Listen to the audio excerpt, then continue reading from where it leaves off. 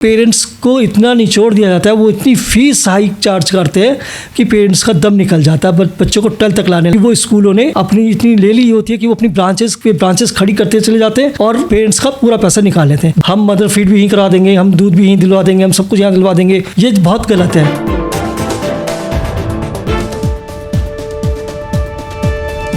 क्या लागू हो पाएगी नई शिक्षा नीति? आखिर नई शिक्षा नीति कितना बदलाव लाएगी बच्चों के लिए?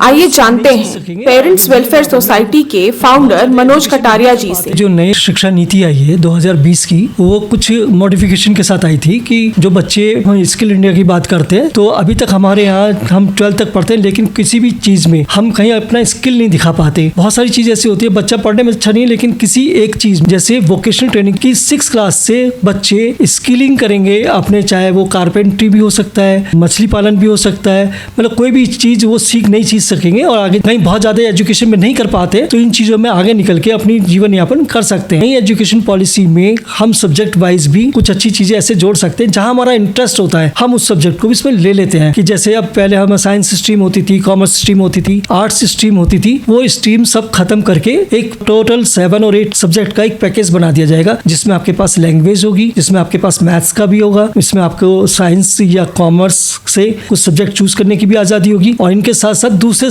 स्ट्रीम्स की भी सब्जेक्ट आप चूज कर सकते हैं। तो इस तरह से कुल मिला के देखा जाए तो ये अच्छा है। स्कूल पहले से ऑलरेडी 14 साल अपने यहाँ एक बच्चे को रखता है, यानी फर्स्ट से पहले 2 साल नर्सरी केजी और फिर फर्स्ट से लेकर 12 तक, और उसमें पेरेंट्स को इतना निचोड़ दिया जाता है, वो इतनी फीस हाइक चार्ज करते हैं कि पेरेंट्स का दम निकल जाता है बच्चों को 12 तक लाने। और जब वो बच्चा 12th के बाद किसी अच्छे कॉलेज में जाना चाहता है तो उनके पास जो सेविंग्स होती है वो खत्म हो गई होती है, क्योंकि वो स्कूलों ने अपनी इतनी ले ली होती है कि वो अपनी ब्रांचेस खड़ी करते चले जाते हैं और पेरेंट्स का पूरा पैसा निकाल लेते हैं। ये एनईपी में जो चीजें दी गई है, तो इसमें 2 की जगह अब इसमें एनईपी में 3 साल कर दिया है कि फर्स्ट से पहले बच्चा 3 साल और पढ़ेगा, यानी पहले 4+ में आता था एडमिशन लेने, अब वो 3+ में आएगा। मुझे ये लग रहा है कहीं आगे चल के कहने भाई जैसे ही बॉर्न होता है आप ऐसे करो, स्कूल में भर्ती कर दो, हम मदर फीड भी यहीं करा देंगे, हम दूध भी यहीं दिलवा देंगे, हम सब कुछ यहाँ दिलवा देंगे। ये बहुत गलत है।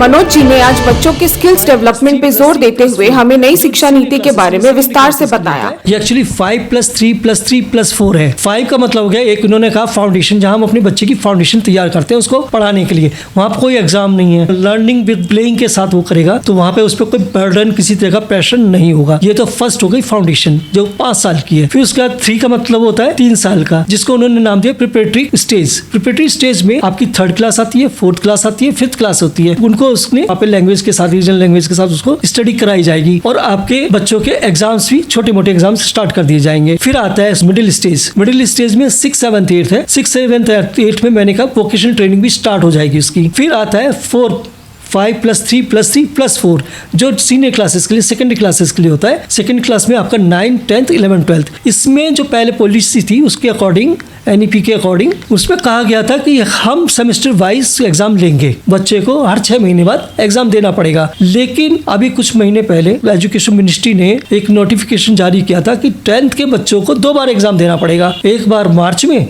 और एक बार मई में, ताकि वो जिसमें वो बेस्ट अपना लाता है वो उसके मार्क्स वही ऐड होंगे। तो कुछ अभी तक पॉलिसी में कुछ शंका है। सच क्या है, इस बात की शंका है, सेमेस्टर सिस्टम चलेगा या साल में 2 बार जो एग्जाम होंगे मई में और मार्च में वो चलेगा। तो अभी बहुत ही ज्यादा कंफ्यूजन वाली स्थिति है और पेरेंट्स बहुत ज्यादा कंफ्यूजन इन सब चीजों को लेकर।